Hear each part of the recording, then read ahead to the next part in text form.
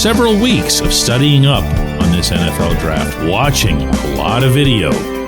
Then, yesterday, 20 quality minutes in a room with Omar Khan and Mike Tomlin. I am still reduced to offering only one slice of certainty heading into this NFL draft. Good morning to you. Good Wednesday morning. I'm Dejan Kovacevic of DK Pittsburgh Sports. This is Daily Shot of Steelers. It comes your way bright and early every weekday. If you're into hockey and or baseball, I also offer daily shots. Penguins and Pirates in the same place that you found this. No, there was no great revelation to be shared from either the general manager or the head coach. Unless you count what I would have considered to be the headline out of the event, which was that they both really stressed, and strikingly so, that not only are they open to moving down, but they find it way more likely that they'd move down than to move up. Usually it's just a generic, oh, we're open to either one. This was not that. This was hanging a for sale sign on the pick at 21st overall. Nothing new on the quarterback's front, nothing new related to Aaron Rodgers, nothing new related to any suggestions or hints as to who they might be taking. So I'm left with the one thing that I've been solidly reporting for quite some time now, and that's that they're going to take a running back. Not talking about the first round necessarily. They're going to take a running back at some point in this draft, and they're going to consider that running back to be a meaningful addition to the roster. In other words, it's not going to be some throwaway late rounder or, well, I don't want to say throwaway undrafted guy, because the likely RB1 in this equation was an undrafted guy himself, of course, in Jaylen Warren. So at this session, my focus was on that position and on that player. I asked Tomlin the following. Mike, this one's for you. You picked up Kenneth Gainwell. You've got a really good running back class, it looks like, in the draft coming ahead here. What's your outlook on Jaylen entering this season? He's a guy that's obviously, he's carried a lot for you here. Is he an RB1 type? Can he handle the load? I certainly feel comfortable with his ability to do so. He got hampered by injury some in 2024. He appears to be ready to answer that. I know he's really excited about his opportunity. I don't think myself or anyone within the organization question his talents in regards to managing, the ability to manage potentially that role.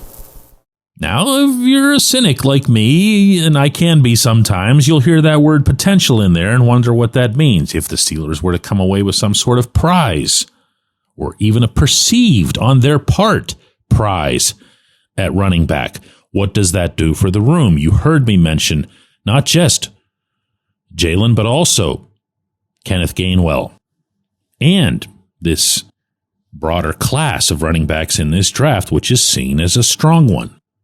Also, still wearing my tin foil here, if you heard Tomlin's answer to me near the beginning, as soon as I brought up Jaylen, one of the first things to come from him in his response was about Jaylen being banged up or hurt through some of the 2024 season.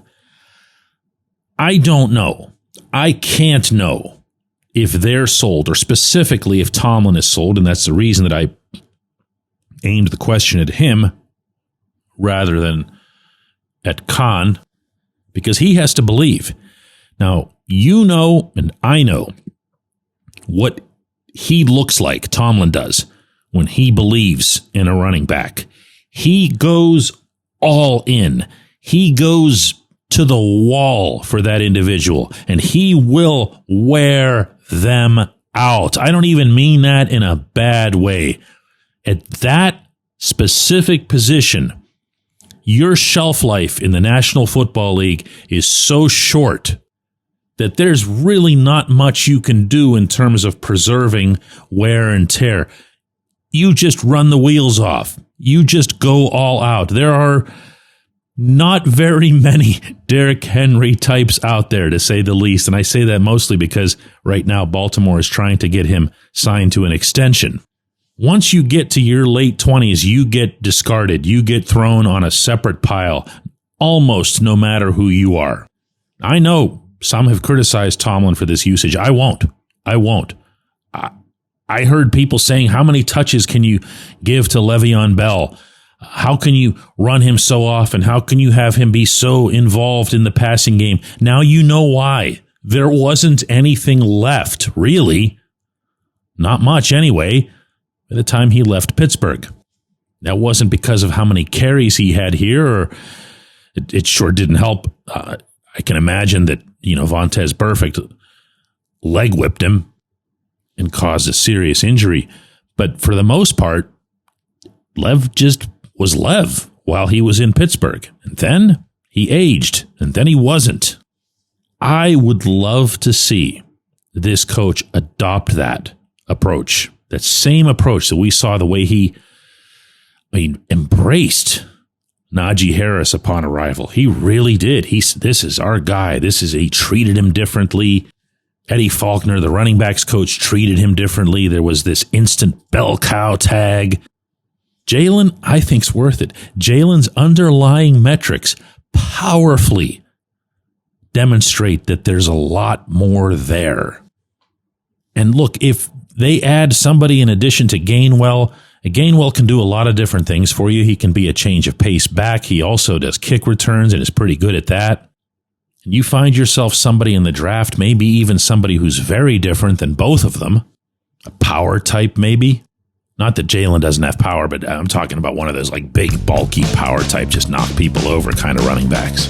Then great, but I'll feel a whole lot better about that position once it's clear that everybody's on board with Jaylen at RB1 the whole way, all the way. When we come back, J1Q. This segment of Daily Shot is brought to you by our good friends at Mike's Beer Bar. They're located on Federal Street, directly across from PNC Park. Mike has more than 500 beers on tap, including from more than 50 local breweries. Stop in and say hello. Tell Mike we sent you. Mike's Beer Bar.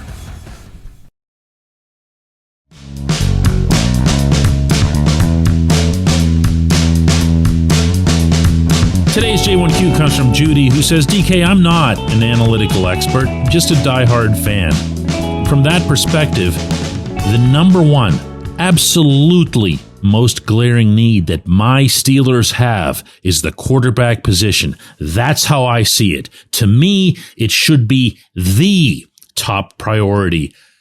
How do you see the Steelers addressing this need? Will be through the draft, will be through free agency, through a trade. As much as Mason Rudolph holds a special place in our hearts, I don't see him as the answer.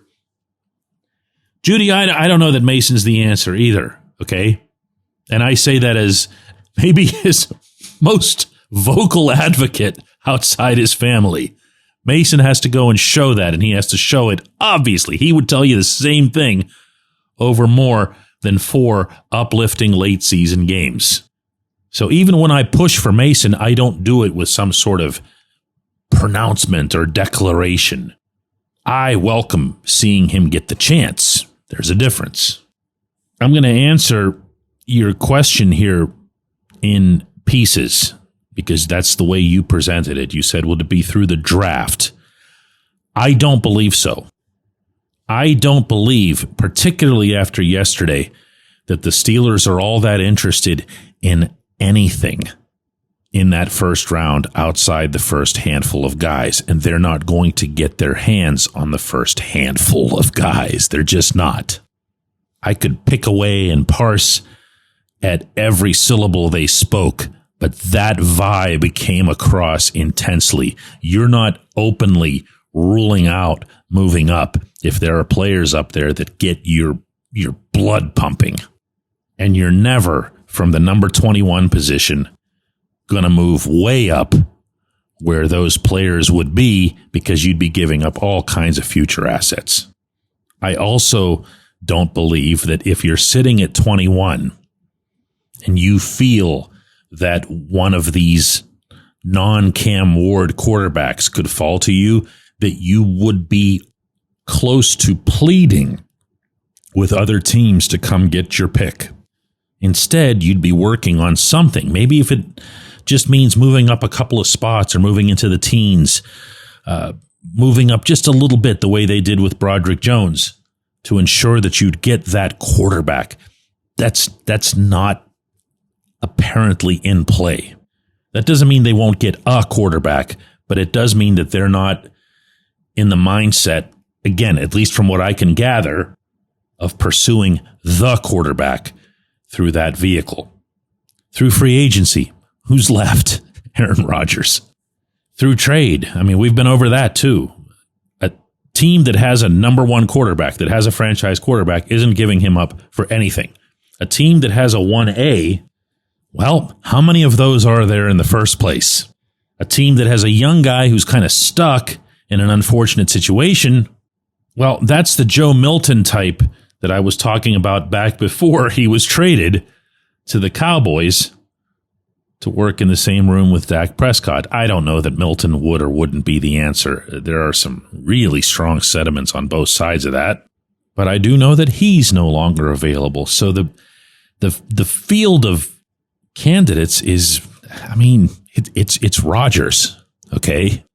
And Rodgers doesn't necessarily need to play. He could just retire. He could begin fitting himself for his yellow jacket.